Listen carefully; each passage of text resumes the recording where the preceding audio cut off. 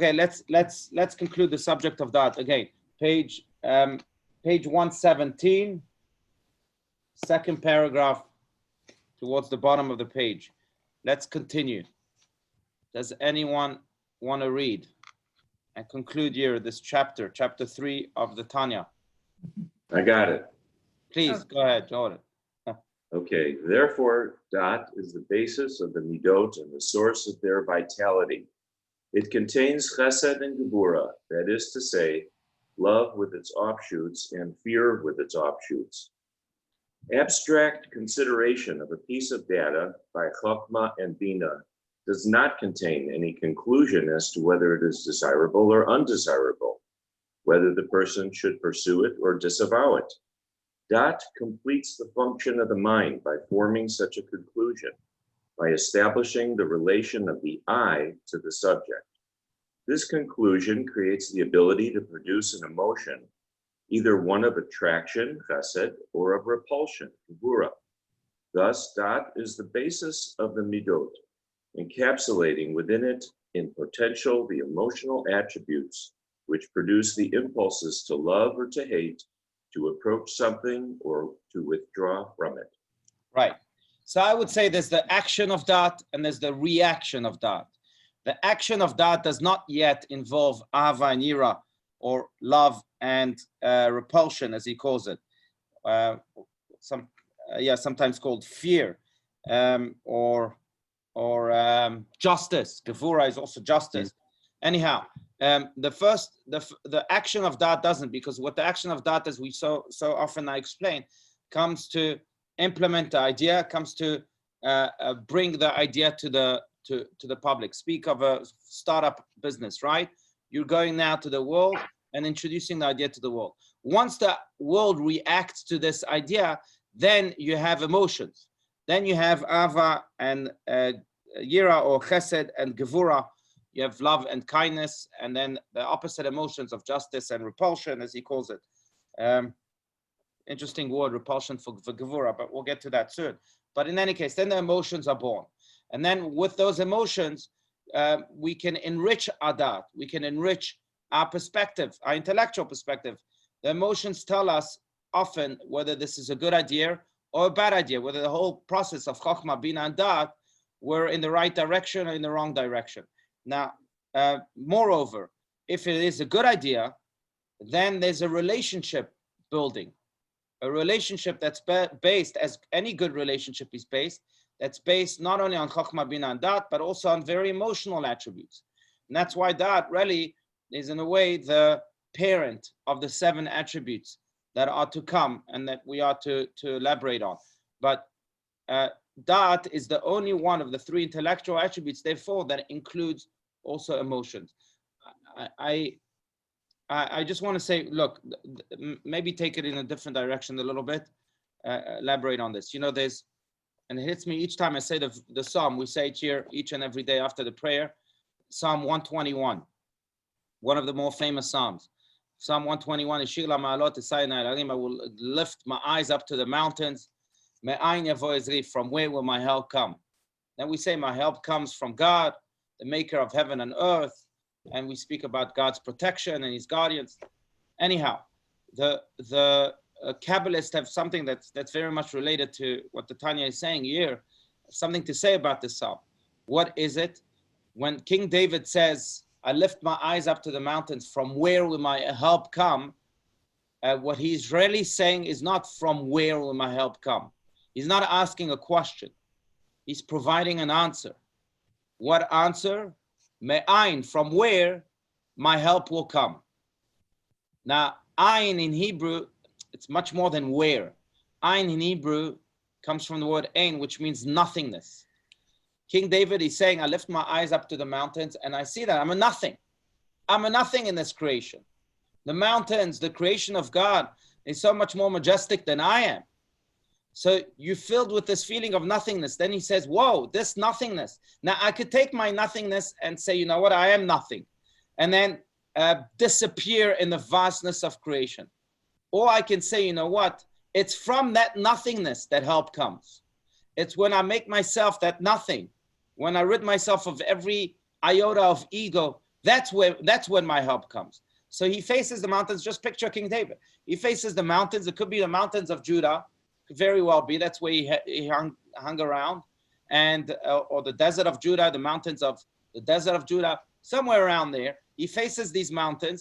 He says, gosh, God's creation is so majestic, so vast, so all-encompassing. I'm a nothing. But then he's really strengthened by this idea, oh, that's right. If I'm a nothing, that means now I can receive. From that nothingness, my help will come. Then if I can rid myself of every ego, that's when I become that vessel. Now, that's what really Chokhmah, Bina, and Dat all together, if we had to combine them into one idea, condense them into one idea, even though, as we've mentioned over the past few weeks, they are three separate ideas. But if we had to condense Chokhmah, Bina, those three intellectual attributes right here into one idea, that's the idea. That we're nothing, but that nothing receives Ezri Me'im Hashem, the help of God. Then God joins the person in the stage of Chokhmah, Bina, and Dat already, and gives him the startup ideas, gives him whatever it may be, that awakening. And then the person then goes to, and as it says towards the end of that psalm, right? That Hashem Shomrecha, Hashem Tzilcha Yad Yaminecha, then the man goes and faces the darkness of the night. And then we say to him in that psalm, don't you worry, God does not sleep, nor does he slumber, the guardian of Israel. So once a person then accepts this vessel, that Ezri, that help from God, because he was a nothing, and then he goes out to the world, God tells him, you'll have all sorts of emotions, you'll have fear, but don't you worry, because I'm your guardian, and I will protect you.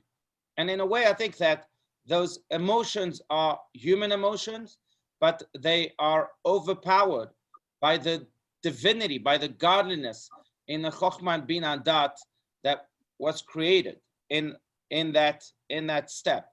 So Da'at again is that ability to say to God, come, continue to come with me. You gave me the spark, I developed it. We are partners now with this idea. I'm going out to the world. The world will fill me with all sorts of emotions, but God, stay with me. I'm with you, you with me, as was proven in Chokhmah Bina Dat. Let these emotions be channeled in the best of ways. Let them not affect me, because we started this journey together. That's really what Da'at, that last step of Da'at, comes to do. It comes to create those emotions from the reaction of people, of the world in general, to my Da'at. But it's a strong reminder that God was with me from the get-go, and God continues to walk with me on this journey. And therefore, I can overcome any negative emotions that might be born from this. So that's the general idea. This concludes chapter 3 of the Tanya. And from here on, we'll now continue to speak about the garments of God, the emotional attributes, etc. But at the very foundation of chapter 3, we have the foundational aspect of, the Kabbalistic Party, which is again the three intellectual attributes, as was explained. Any comments? Yes. Please, Diane. Yeah, Rabbi, I have two comments, and I just am so impressed with Rabbi Steinsaltz's ability to take something that's so complex, and when you read the paragraph, you understand it. I just had to say this at the end of the chapter. It just really hits me that this is, if I were reading it by myself, it's not as the same. But when I read it and I say, yes, that's what he says, and I get it. So I just wanted you to have that feeling and that I have. Thank you. And it connects beautifully. The other thing, I have two things. Go the for other it, please. thing is, on my screen goes down with all the people. You're the big guy on it, and there's all these people that are listening.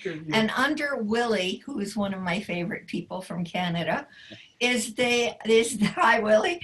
There's an old man with a beard that is like a picture, but he comes across on my screen like one of the people who's participating in this group. So I want to know, oops, it just disappeared. I want to know who that person is in your life. It's a picture that's behind you, the little rabbi, a rabbi picture just behind Yeah, you. it's right On your, I don't know, Oh, right. behind the rabbi. yeah, behind the rabbi. Turn around. Your left shoulder, right there. Right there. Yeah, That's the one. He's in my screen. He looks like he's participating in the So, call. Yeah. Question 1 and question 2 were related because this is Rabbi Steinsaltz. Right. Oh, I couldn't tell. I'll give you the background to this picture. Oh, yeah.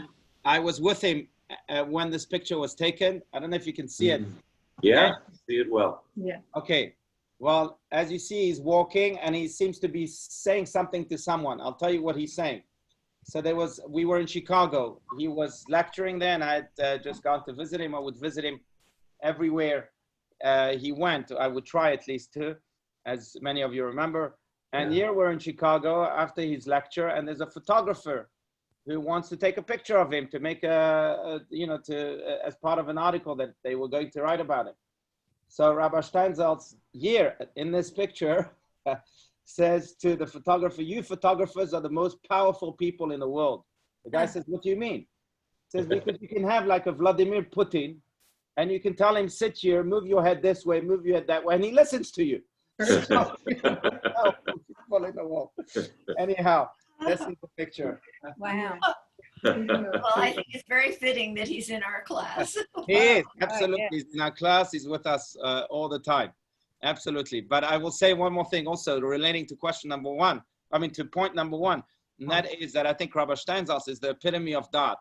He writes in the way he writes. He gives the commentary in the way he gives the commentary because his obsession, and I've seen it so many times, is really to try and speak according to your language, to your terms. He wants to bring the Moses and the Rabbi Shneur Zalman of Liadi to your table so that you can relate to that Moses and Rabbi Shneur Zalman of Liadi. And that's the epitome of that. A lot of people write and give commentaries, but it's really the way they see the world. And they somehow tell the reader, you figure out how I see the world. And that comes across in their writings. It's like, hello, there's other people here who don't necessarily see the world you see them. We can't really understand what you're saying, but they don't care as long as they wrote something. Rabbi Steinsaltz is the opposite. He's so obsessed in making sure that everyone will understand that what the Tanya is saying here is accessible to each and all. I remember asking Rabbi Steinsaltz once, it was maybe 10 years ago, I asked him, what is the most important subject that rabbis should be speaking about these days? There's burning subjects, right? That our generation needs to hear. And he says, there's no such thing. I asked him, what do you mean? He says, well, every rabbi needs to know his crowd and speak of the subjects that are that relate to his crowd. And the rabbi who doesn't know his crowd has no right to speak to begin with. So there you go. That, in a way, I think that explains that beautifully too, right? That's why I'm saying it's connected. That you could have all the most magnificent ideas in the world in the Chokhmah and Bina stages come to you. They all came to you. You're now a genius. You have 7 PhDs. But if you don't know what your crowd looks like, if you don't know what interests them, then you won't have that dot and you won't have that ability to truly move on to the next levels, to translate the Chokhmah and Bina into that which is, into the thing that's most important, and that is the impact that you'll have with them on the world. So that's Rabbi Steinsaltz. So that's why I'm glad you mentioned that point. Any other comments, questions before we move on to chapter 4? Rabbi, were you going to elaborate on the use of the word repulsion? Oh, yes. For Gevurah? Right. So it's interesting because Chesed and Gvura are the 2 emotional attributes on each side. So continuing from the 3 intellectual attributes that are here in the Kabbalistic body, then we move on to the 7 emotional attributes. Chesed is on the right side. Gevurah is on the left side. Chesed is usually translated as kindness. Gevurah has many different translations to it because I don't think any English word can truly encapsulate the meaning of Gevurah. Some say justice. Here I see the word repulsion. some say severity. Discipline. Discipline, thank you. So I like the word repulsion in a way because that's the type of action that it creates. Gevura is removing yourself. If kindness, if chesed, the first emotion, the one on the right, is engaging yourself, when I'm kind, and if I give of myself to the person or to that which I'm kind towards, Gevura is the exact opposite. Gevura is I'm disengaging myself. I'm separating myself from the thing.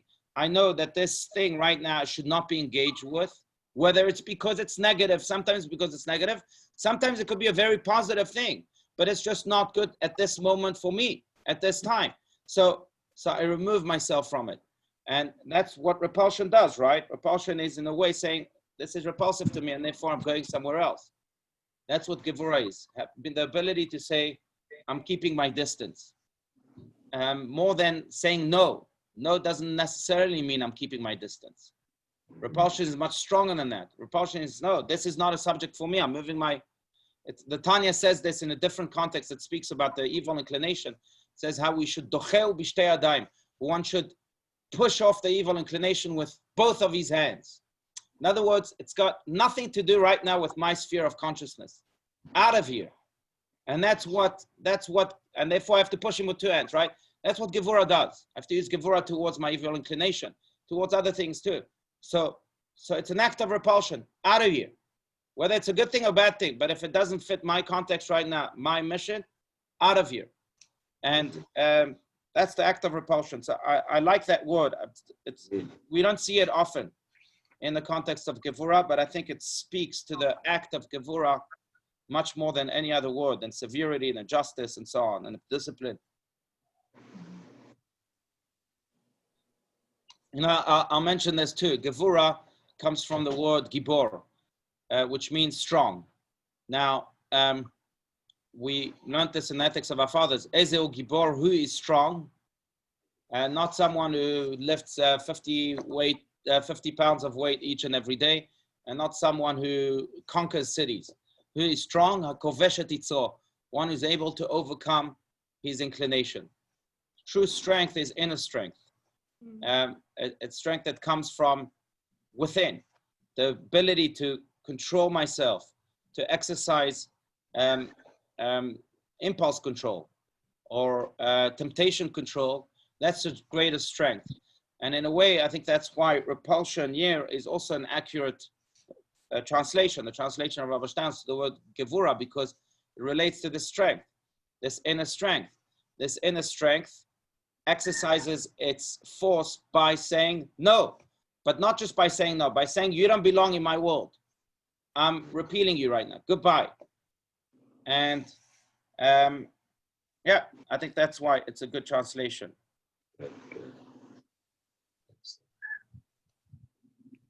You know, I'll share with you just an idea I studied yesterday.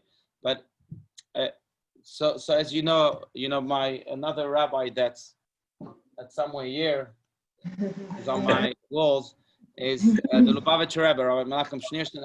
I was very close to. Yeah, right here. Yeah. And one of the things he started, one of the millions of things he started, campaigns he started, was the campaign to study the Rambam, Maimonides. And he launched this in 1982. Now, it's just a beautiful idea. So in 1982, he asked everyone to pick one of two pathways to study the Rambam, to study the entire Mishneh Torah, the magnum opus of the Rambam, which encompasses all of the laws of the Torah. Maimonides was really the first one to take the entire Torah, before the Code of Jewish Law, before anything, in the 1100s, that's when he lived. Before printing even started, right? Just imagine. And to write down every single law of the Torah in a very organized way, divided into different subjects with a very strict table of content. And like this, the entire Torah, all of its laws was finally organized so that people can access any law at any time with the organization of Maimonides. If I want to know about the laws of Passover, I go to that book, I take it out and I read it. I don't have to search within the the maze of the Torah to find those laws. Maimonides did that for us, and he was the first one to do so. In any case, so he has 14 books of Jewish law called Mishneh Torah. And the Lubavitcher Rebbe, when he launched this campaign, he said you can pick one of two pathways. One pathway would be to study one chapter a day, and then you'll finish the whole of Maimonides in about 3.5 years. Or you can learn 3 chapters a day, and then you'll finish the whole of Maimonides in a year. Okay? And some do this until today. I personally do 1 chapter a day. 3 chapters is a lot. But, and it's something that everyone, really, I encourage everyone to do, because if you really want to learn the whole Torah in the most accessible way, study Maimonides. So he came out with that campaign in 1982. And the way he launched it was very, very interesting, because he launched it in the most unassuming way. He came down from his office in his headquarters, 770, came down to have a Farbrengen, but no one knew that there was a Farbrengen going to happen. So when he came down, only a few of the yeshiva boys were there, and they immediately assembled around him, and very small crowd. The word spread slowly but surely, so more and more people came in to listen to the Rebbe's words and to participate in this Farbrengen. But one of the first things the Rebbe said in this Farbrengen was powerful. He said, because, just again, studied this yesterday, he said, because if I am to honor your Maimonides, the Rebbe was asking a question about himself, which he rarely did. He says, if I am to honor Maimonides, if we are all to honor Maimonides here by beginning to study his Mishneh Torah and by launching this campaign, then we should have done this in an organized way. After all, this is who Maimonides was. He was one of the most organized, if not the most organized scholar in Jewish history. He was organized with his time. Imagine, to achieve what Maimonides achieved, he was a doctor, he was the chief rabbi of Egypt, he was the personal doctor to the Sultan, he was a philosopher who wrote many books beyond the Mishneh Torah. He did so much, so he needed to be very organized. But in the way he writes, he's very, very organized. It's the most accessible writing, again. It's very clear, very condensed, very concise. He writes just very organizedly. So in order to honor Maimonides, the Lubavitcher Rebbe was asking a question. I should have been organized too. I should have told you about this Farbrengen 3 weeks ago or a month ago. We should have planned it. We could have planned the campaign. We could have prepared flyers and brochures. So why would I launch a campaign like this when I'm honoring the most organized man in history, Maimonides? And he answered something that's brilliant. He said, look, there's 2 types of order, of organizations. There's external order. That people are they have their plan, they have their schedule, they're very organized, they know everything and anything about time management. But that's only external type of organization. But then there's an internal type of organization, where I'm so organized with my soul within, that even when chaos comes and overcomes my world, I still know how to handle myself. I still know exactly what to do, what not to do. I'm so organized. I'm so in tune right here. I'm so orderly in here that nothing in the world, no storm will ever be able to overpower me. And in order, therefore, to honor Maimonides in the best of ways, we have to launch it in such a way, the Rebbe was saying, to prove that he was not just organized in an external way. That's easy. Anyone can do that. But Maimonides' power was in his inner organization, in inner order. And that's how we organize, that's how we're honoring now. That yes, no one was prepared for this. More and more people are joining us now from all sorts of corners. No one knows what's happening. But when we launch a campaign like that, and people take it with all the seriousness in the world, they prove that they too are orderly inside, that their soul knows exactly how to adjust and how to make order out of the chaos out there because of their inner order, because of their inner organization, like Maimonides embodies. And in a way, I think that's why am I thinking of this? Because not just because of Maimonides and so on, but also because that's really what Da'at is about. Da'at is the ability not just to interact with the world, to bring my idea to the world, but when the world reacts and gives me all sorts of emotions, whether chesed or gevura, like the end of this chapter is saying, then I know how to react. I have such an anchor of chokhmah, bina, and da'at of the mind that I'm organized within, and the chaos of the world doesn't necessarily affect me. And by the way, I think this is one of the great lessons of the coronavirus. No one expected this. Everyone had plans. We have plans for the summer. My kids have plans for camp. You have plans for travel. You have plans for your work. You have plans for, everyone was organized in an external way. But that's not what Judaism teaches. It's not what Maimonides taught. Maimonides, that's not what the Tanya is teaching. The Tanya is teaching that Da'at is organized in an internal way. Let's see if you can still remain organized and completely orderly within when these external plans collapse. That's true organization. That's Maimonides. And that's why he launched the Fabrengen in such a way. And that's what Da'at is all about, really. Anyhow.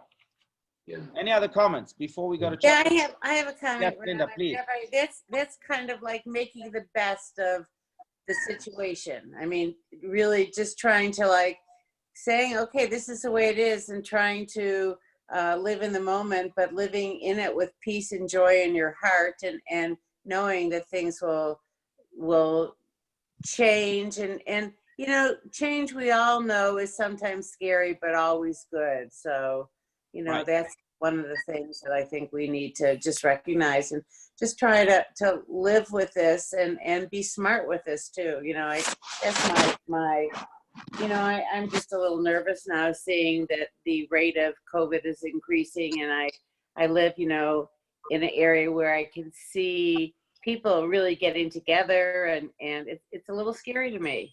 Mm-hmm. I think it's So, scary. but it is making the best, I think, of. Right, exactly. Being organized within the disorganization. That's right. Yeah, it's scary, I think, to all of us. Yeah, and in a way, I think that's the blessing that, you know, we've all learned from this coronavirus. How to be internally organized, not just externally organized. Maybe we were too obsessed with being externally organized that we forgot the internal organization. So the COVID comes and teaches us 1 second. Well, external organization is very superficial, and any wind can come and blow it off. But now focus on the internal organization, and then no COVID in the world will ever be able to overcome you, to shake you. That's right. And unfortunately, I mean, yes, there is a spike, and we hope that it really goes away as quickly as possible. But now let's work on our internal organization, on that. Yes, Margot, you want to say something?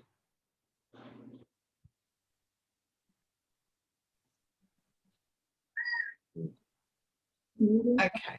So There you go. the way I like to see it is that control is from the ego. I have to contract, and it's fear-based, and mastery is from the soul, which requires surrender. And when you surrender, you come down into yourself, your real self, and that nothing can disturb you. But it's something that we. You know, it's sometimes we're there and sometimes we're not, and so I like to think that it's something that we aspire toward, that no matter where we're at on the spectrum of control versus mastery, that we're walking toward mastery, walking toward the soul, because sometimes it's a little elusive. Right. Just Right. sometimes, you know. No, you're right. It's true. Yeah, it's very good. But I would add to that and say that it also depends on, you know, times like this, of course, expose us and expose our ability to either have that inner organization or not. But it's specifically during times that are not like this, in which we have to work on ourselves and build that inner strength. So that when times like this occur, then those times don't shake us at all, because we will have built something that's very strong within. You know, there's a great story about, I think, Rabbi Akiva in the Talmud, of how there was a terrible storm at sea one day, and he was in a cruise ship, and the cruise ship toppled, and many people drowned, and he was left at sea, trying to survive, and he was able to grab a wooden log and float on it, and until someone found him and brought him to safety. And then they asked him, well, how did you manage? The sea was so noisy and so alive, and right, there were so many waves coming at you. And he said, each time a wave came, I just bent down. And he said also, it took me two lessons in life. One lesson is that when there's a storm, you need a wooden log. You need an anchor. And the lesson number two is that when there's a storm, you have to know when to be flexible. You have to know how to lower your head sometimes and say, you know what, I don't have to fight every wave. And I think that's speaking of that inner organization, of that inner strength. That's what it means. We have to have a wooden log. If you don't have a wooden log, then you'll drown. And that wooden log is something that you build over time. That doesn't happen overnight. It's again what we're doing right now. That gives us, that builds that wooden log. It's the ability to study, the ability to go inward, the ability to remember that you have a soul, and your soul needs nourishment, because it's that soul eventually that will overcome any element of the body, and that will be able to that is eternal, that will be able to shine upon the world even when darkness threatens it. That's number one. And at the same time also, we have to know when to lower our heads, to be flexible, not to fight every wave. Yes, there's trouble. Okay, so I'm lowering my head right now. I think this is true in relationships. Yes, I'm not getting along. All right, I'll lower my head. I'll be flexible. There's a wave in my relationship, right? Okay, that's fine. I'll be humble about it, and it will pass. And we'll you know, the sun will shine again. We'll be fine. Yeah. Pick your battles. That's right. That's right. In very many ways. Yeah. Yeah. William, 1 second. You have to unmute yourself, William. Yeah. No wonder. There you go. Now we can hear you. Rabbi Akiva said the most important thing you could teach your children is how to swim. Right. Right. Yeah. And there's a whole Talmudic. Didn't necessarily mean swimming in the water. He meant swimming in life. That's right. That's right. It's That's one great. of the obligations that a father owes his son, owes his child, to teach him how to swim. You're right. And not just to swim, but to teach him how to swim the waves of life. Beautiful. Very good. Anyhow, so that's that anchor. That's that Maimonides, or that Lubavitcher Rebbe, or that Da'at, or that Rabbi Steinsaltz. Okay. All right. Very good. Let's begin. Let's start to scratch the surface of chapter 4. We'll turn the page here to page 118. Does anyone want to read? Actually, sorry, not 118. We'll actually jump to the bottom of 120, because what Rabbi Steinsaltz does in this book is that he first translates the whole chapter for us, and then he really cuts it up phrase by phrase and gives the chapter and phrase. So let's start directly with the commentary, and we'll get to the chapter phrase by phrase as Rabbi Steinsaltz cuts it up. So bottom of page 120. Please, Margot, go for it. Are we unmuted? Yeah, we're Okay. Yeah. In chapter 3, the author discussed the 10 attributes Not right. Behinot of the soul, the 3 matrices and the 7 multiples corresponding to the 10 supernal attributes, Sephirot. We explained that these are the soul's 10 tikkunim, fixtures or inner expressions. The tikkunim express the soul and personify it in such a way that, as perceived from without, the soul's inner essence and its expression through its attributes are one. This personality of the soul is how it reveals itself to the outside world, as well as how it